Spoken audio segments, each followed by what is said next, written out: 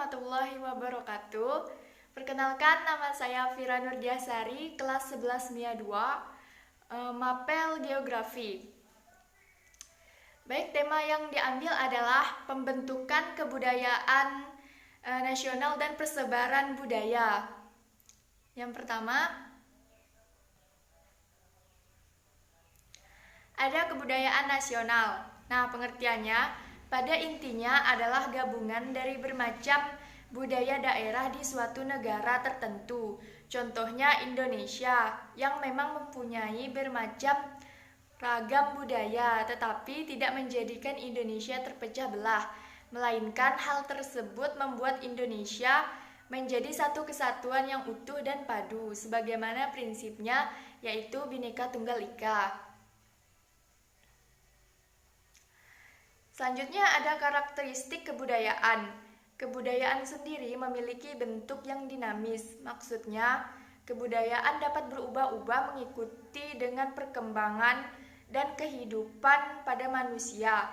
Kebudayaan juga memiliki karakteristik atau suatu ciri khas tertentu.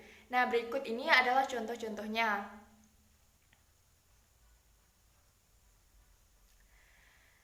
Yang pertama, contoh karakteristiknya adalah kebudayaan muncul dan terbentuk. Nah, karena merupakan hasil dari tingkah laku manusia. Maksudnya, kebudayaan tersebut muncul akibat dari sifat yang selalu berkaitan dengan kondisi sekitarnya yang terbentuk dan menjadi kebiasaan pada masyarakatnya tertentu. Yang kedua, ada kebudayaan yang memiliki sifat yang kekal. Maksudnya, kebudayaan tidak akan mati ataupun hilang karena kebudayaan tersebut bersifat turun-temurun, yang adat dan tradisinya sudah diwariskan atau diajarkan kepada generasi muda dan bersifat turun-temurun agar tidak pernah pudar ataupun hilang. Yang ketiga, ada kebudayaan di dalam kehidupan sosial, yaitu yang memiliki makna sebagai pedoman atas mana yang dapat diterima dan mana yang tidak dapat diterima, tentang hal-hal yang diperbolehkan ataupun hal-hal yang dilarang dalam suatu tradisi tertentu. Selanjutnya, kebudayaan yang bersifat universal, namun memiliki beberapa karakteristik khusus karena sesuai dengan kondisi dan keadaan di mana kebudayaan tersebut hidup. Artinya, sesuai dengan kondisi di mana kebudayaan tersebut berada dan diaplikasikan kepada tradisi-tradisi lainnya. Yang selanjutnya ada kebudayaan melebur atau berkembang dan bercampur dengan kebudayaan lainnya. Artinya, kebudayaan dapat berkembang dengan tradisi dan prosesnya sesuai dengan daerah atau wilayahnya masing-masing. Nah, kebudayaan tersebut dikembangkan pada generasi muda secara turun-temurun agar tetap dilestarikan. Selanjutnya ada unsur yang dipertahankan dalam budaya. Yang pertama ada unsur kesenian. Nah, unsur kesenian ini merupakan suatu ekspresi terhadap keindahan. Seni juga merupakan bagian dari kebudayaan. Nah, contoh nyatanya adalah peran seni musik, seni rupa, dan tarian dalam upacara adat, serta masih banyak lagi contoh-contohnya. Selanjutnya ada sistem ekonomi atau mata pencarian. Nah, unsur ini dalam kebudayaan Indonesia secara garis besar terdiri dari kegiatan bercocok tanam, berburu, meramu, hingga berternak. Hingga sekarang sistem ini berkembang lagi, misalnya bercocok tanam, bertani, berdagang, dan bisnis pengolahan makanan lainnya. Selanjutnya unsur teknologi. Nah, hadirnya sistem peralatan dan perlengkapan manusia dalam menjalani kehidupan jika dibandingkan dengan zaman sekarang sungguh jauh berbeda. dan masih sangat sederhana. Contohnya pada zaman dahulu itu ada kapak potong yang sudah merupakan teknologi canggih ketika itu. Nah, yang kini tergantikan dengan mesin potong yang lebih modern. Selanjutnya, unsur kekerabatan atau kemasyarakatan. Nah, unsur ini sangat kental yang masih digunakan manusia hingga sekarang untuk bersosialisasi atau berinteraksi dan menjalin hubungan yang baik dari lingkungan sekitar masyarakat. Hubungan ini sama seperti bergotong royong, saling bahu-membahu, saling tolong-menolong antar sesama anggota yang memerlukan bantuan atau perhatian.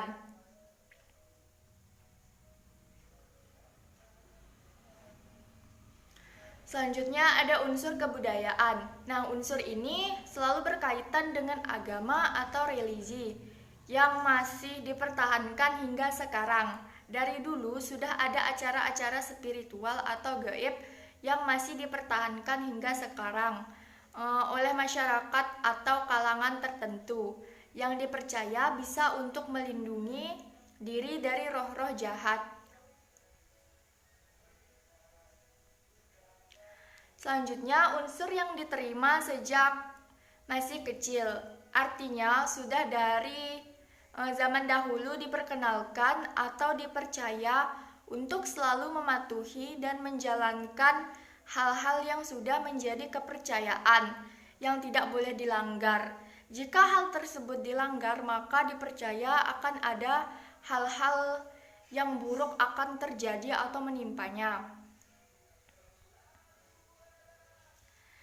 Nah, selanjutnya nih ada faktor-faktor pembentuk kebudayaan. Yang pertama ada faktor lingkungan alam. Faktor lingkungan alam atau berdasarkan letak geografisnya ini yang membuat di setiap daerah atau wilayah di Pulau Indonesia memiliki kebudayaan masing-masing dan keunikannya yang berbeda-beda dan tentunya memiliki makna atau arti tersendiri, baik dalam bentuknya, prosesnya ataupun dalam pelaksanaannya. Nah, contohnya ada upacara pembakaran mayat di Bali yang biasa disebut dengan ngaben. Selanjutnya ada faktor keyakinan atau kepercayaan. Nah, faktor ini sangat mempengaruhi pembentukan kebudayaan. Kenapa? Karena banyak yang berbeda keyakinan. Hal ini membuat adanya pembentukan kebudayaan yang selaras dan unik pastinya, serta memiliki nilai religius yang tinggi. Contohnya di Pulau Jawa, khususnya yang beragama Islam, ada istilah Gerebek Maulud, yaitu hari untuk memperingati kelahiran Nabi Muhammad SAW. Nah, selanjutnya ada faktor kontak sosial. Pada faktor ini saling mempengaruhi adanya pembentukan kebudayaan. Tanpa adanya kontak sosial ini, pembentukan kebudayaan tidak akan terjadi, karena harus adanya interaksi dan komunikasi secara langsung.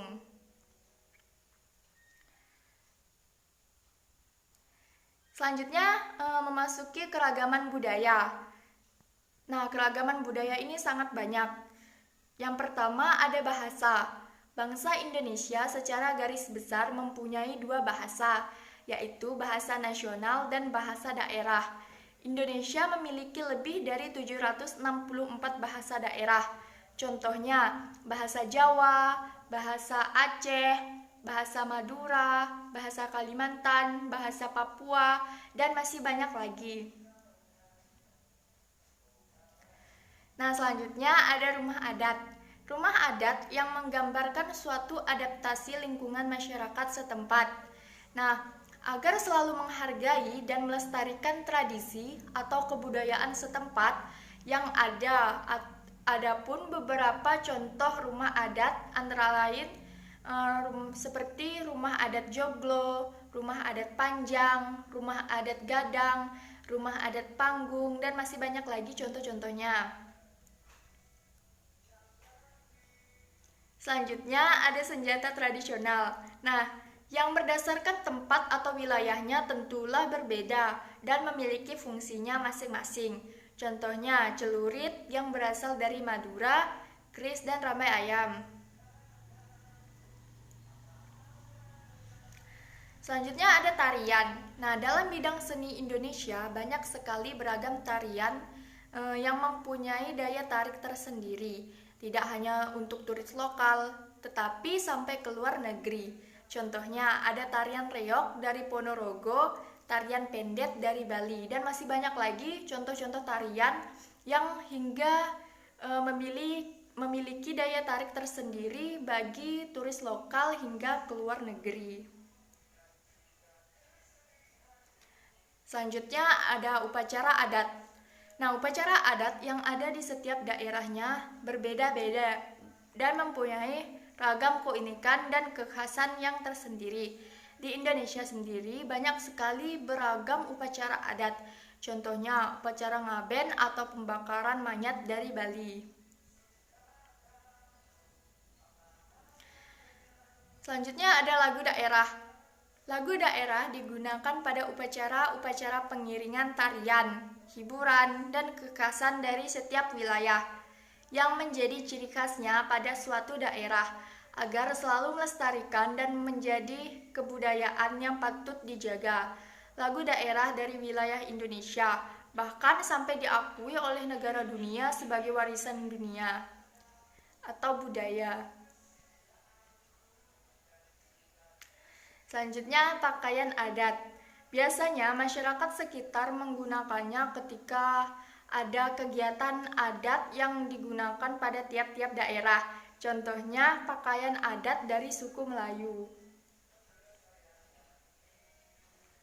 Memasuki fungsi kebudayaan. Yang pertama, ada sebagai pedoman hubungan manusia atau kelompok.